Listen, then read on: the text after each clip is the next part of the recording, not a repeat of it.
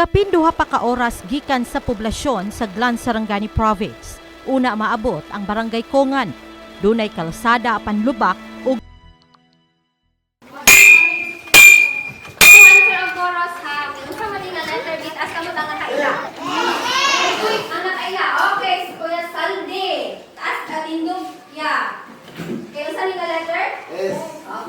dinhi sa Tamala Elementary School, nakaila namo si Rizalde Masalon, 30 anyos. Mag-uuma ug usa ka amahan. Usa si Rizalde sa mga grade 1 pupil karon ni Teacher Ann. In my 6 years in DepEd, karon pa jud ko ka-experience og estudyante nga older than me. Abi na ko parent lang siya nga ni visit sa iyang anak, and then pag pangutanan ako sa iya ana siya grade 1 daw siya. So i-post na ko ma'am to inspire people na adyoy less fortunate pero naningkamot mo eskwela. Bisan pa man sa kalisod sa iyang giagian, parent, father niya, husband, and now pa jud siya estudyante. So dili lalim. Nakita jud nimo iyang dedication. Every morning pa lang basta late na siya, magdagan-dagan na siya ma'am. Hatod niya daan niyang anak sa kinder niya, sulodin niya siya sa kuha. Sa edad ga 30, sa Rizalde dili ka mao mobasa, ingon man musuwat. Sama man kang mabutaan ka kay musulat ka nya, sulat, di ka basa, unsan pagbasa nga di ka sulat. No? Pero lisod, pait yung way grado. Pait yung way grado. Ano pinakapait.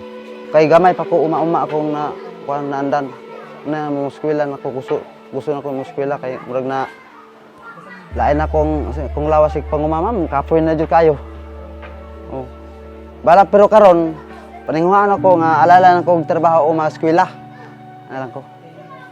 Bala na. Luyo sa kalisod sa panginabuhi, naningkamot si Rizalde nga mapaeskwela ang iyang anak, bisan pa man duha ka oras ang ilang ginabaktas gikan sa ilang panimalay padulong sa eskwelahan. Dili buot ni Rizalde nga mahisama kaniya ang iyang anak nga no read, no write. Kantay sa mama murag lain na kayo di masasay sa akong kagi jud sa una ting isura kayo ma'am. Ang kung gusto nga dili jud sila sama nako. Nga mao ni akong pagtuon nga edad nako.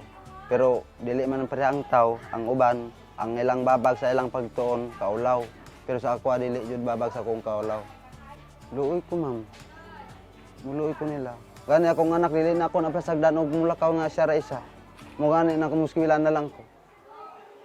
Para na sa ikauban kay layo ra ba?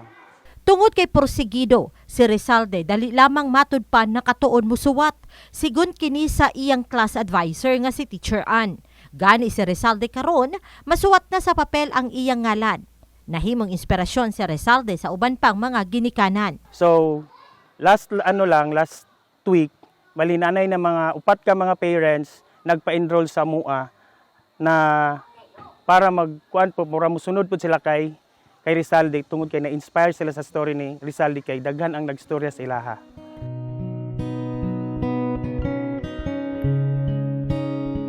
Si Rizalde hulagway sa usa ka taong puno sa paglaom.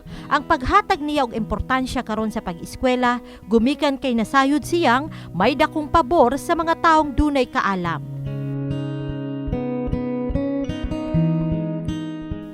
May bulan pa lamang ang milabay human nagsugod ang klase, si Rizalde may nakatunan ng mga kombinasyon sa letra nga iyang mabasa. Nalipay ko ma'am kay nakabalo ko sa mga word ma'am.